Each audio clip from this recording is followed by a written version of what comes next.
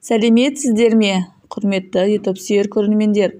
Бүгін біз каналымызда елімізге мәдіш рөлімен танылған қазақ актері Назар Шархан туралы ақпарат беретін боламын.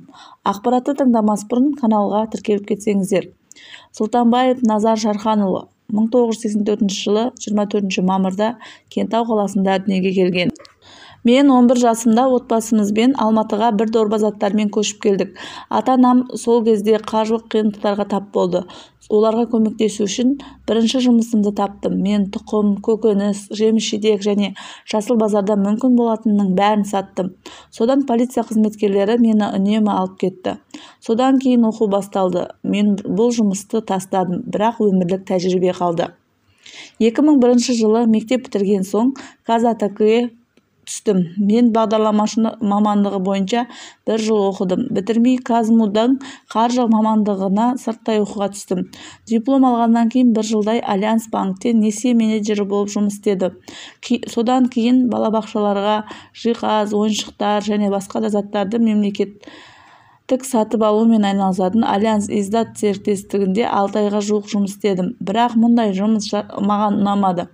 Мен әсіресе костюм кигенді ұнатпаймын. Мен спорттық киімде өзімді жайлы сезінемін. Мен үнемі еркіндікті сезінгім келеді.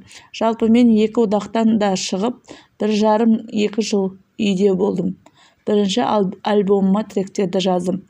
Сонымен қатар бұл тек қана актер емес, рэпер, каскадер және видеомонтажер болып жұмыс жасайды. Мектепте театр үйірмелерінде оқыған емеспін және актер болуды армандаған емеспін.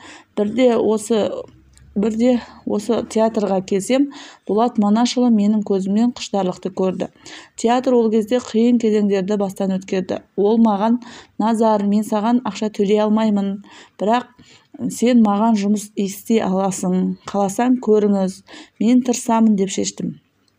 Мен қатысқан алғашқы қойылым Эйфель байдың мұрасы деп аталады. Мен ойнаған барлық дерлік сияқты бұл спектакльде Болат Атабаев қойды. Кезінде әрине Асқат Маемировтың Махаббат деген қандайды қойылымына қатыстым. Отбасына келетін болсақ, үйленген, баласы бар.